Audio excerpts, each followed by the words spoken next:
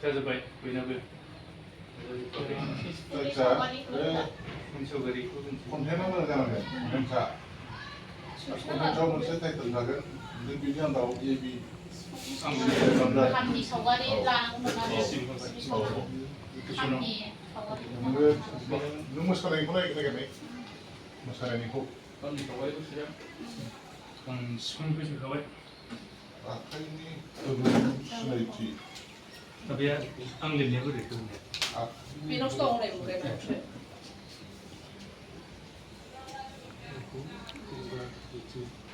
मोनसे जाखौलायबाय उल्दावा सावगारि खामनि सावगारि गोदोर नामा खामाथ' गोदोरनांगोन खामाव लास्टआव कुइसनल' होबानो जायो बेखौ माबायाव कुइसनल' मख'बानो जायो 10 नाम्बार होनांगोन बेखौ सेरजानि सावगारि आखिनाय खामनि सावगारि आखिनाय सावगारिजों लोगोसे सिफुंनि बा सेरजानि सावगारिजों लोगोसे सिफुंनि मा जखाफोरखौ दिन्थि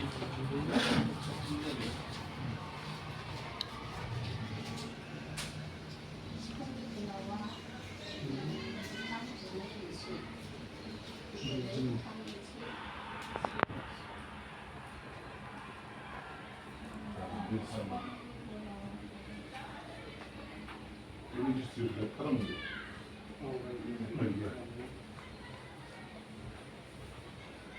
बड'लेण्ड कालचारेल सेन्टारनि जारिमिन बिलाइनाय बर' क्लास लेखादो बेखौ होनांगोन लेखाखौ थाखानांसिगोन दा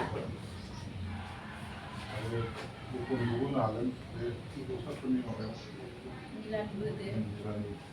लिरनो हागोन जोंनियाव सोरजिनाय जाजोब्बायना जेनेबा मोदोम सालिनायनि गोनांथिया होजागोन हाय ना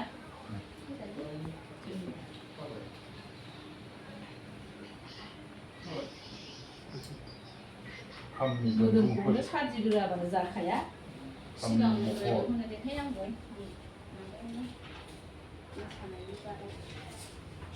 जथाय खुन्दुं सारेगापादा नि नैबे होबा होदो जाबावसोमोन नैबे आद्रानिफ्रायसो होनाय जाबाय नैबे खाम नैबे फाव महरमु खामफ्रि बेंगो बिसा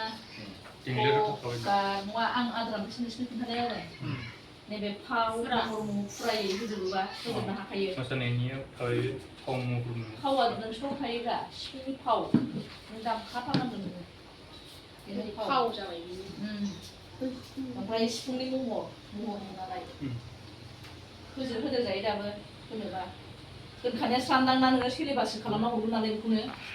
बुजिबाय सोखानाया साबैनि नेम इउनिट 2नियाव बै माबा लिरनायाव सिफुंनि महरल' नांगौ महरमुल' हो डाइरेक्ट फाव ओमफ्राय महरमु होदों नालाय आंनावबो औ गासिबो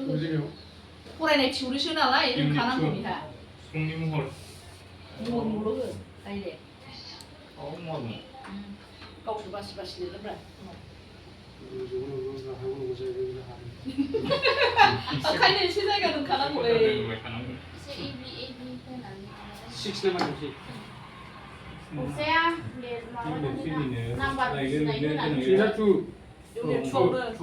Ini